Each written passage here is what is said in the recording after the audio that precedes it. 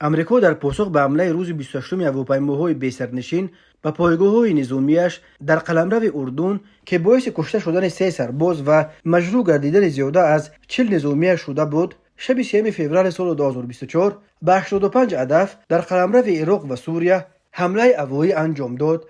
بنا به گفته ارتش امریکا و وزارت دفاع این کشور، نیروهای امریکا در عراق و سوریه قرارگاه‌های نیروهای قدس سپاه پاسداران انقلاب اسلامی ایران و گروه‌های نیمه نظامی وابسته به ایران را مورد حمله قرار دادند. لوید اوستین وزیر دفاع امریکا تاکید کرد که 85 انشاءات مربوط به 7 سازمان و نهادهای مختلف وابسته به جمهوری اسلامی ایران هدف قرار داده شدند. بنا به باور او، محض گروه‌های وابسته به ایران پایگاه‌های نظامی امریکا را در عراق و سوریه هدف حمله قرار می‌دهند. از این لحاظ جو بایدن به او دستور داده است که به نیروهای مورد حمایه ایران و همچنین نیروهای قدس ایران به دلیل حمله‌هایشان به موضع‌های امریکا و ائتلاف نظام بین المللی ضد داعش پاسخ دهند.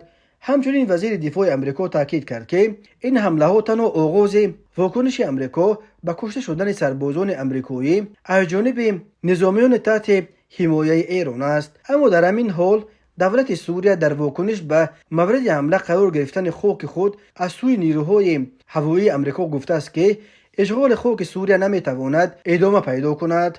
در بیانیه‌ای که خبرگزاری دولتی سوریه سنا از نام ارتش سوریه نشر کرده است، آمده است که حمله های هوایی امریکا در سوریه بالای منطقه اهالی‌نشین صورت گرفته چندین کشته و تعداد زیادی را مجروح به جا گذاشت. سازمان دیدبان حقوق بشر سوریه گفته است که در این حمله های امریکا دست کم 6 نفر کشته و 4 نفر دیگر زخمی شدند. شبکه تلویزیونی العربیه گزارش داده است که مناطق حیدریه و شبلی در ولایت المیادین سوریه هدف حمله قرار گرفتند.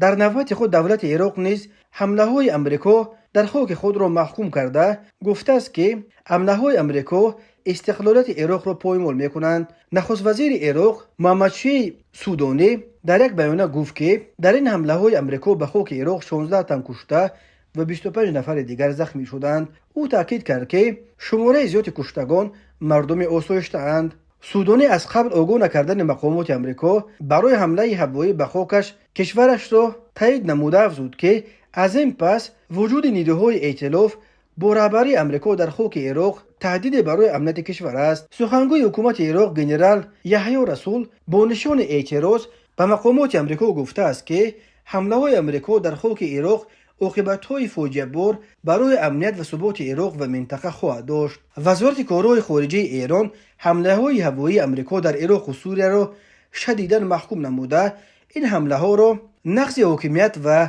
تمامیت ارضی عراق و سوریه و همچنین حقوق بین المللی و نقض سریع آیین‌نامه سازمان ملل خواند.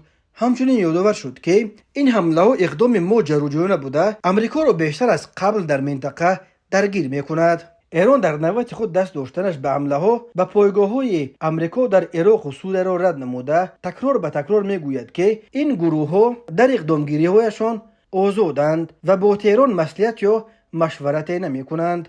پس از کشته شدن 3 سرباز امریکایی در اردن در پایگاه های نظامی برج 22 برخی سیاستمداران امریکا و رسانه های این کشور از پرزیدنت جو بایدن خواسته بودند که تو موضع‌های را در خاک ایران مورد هدف قرار دهند، اما گفته می شود که جانب ایران از راه‌های دیپلماتی توسط قطر و عراق و هم توسط مطبوعات به کاخ سفید هشدار دادند که در صورت مورد حمله قرار گرفتن قلمرو ایران جواب‌های دندان شکن خواهند داد.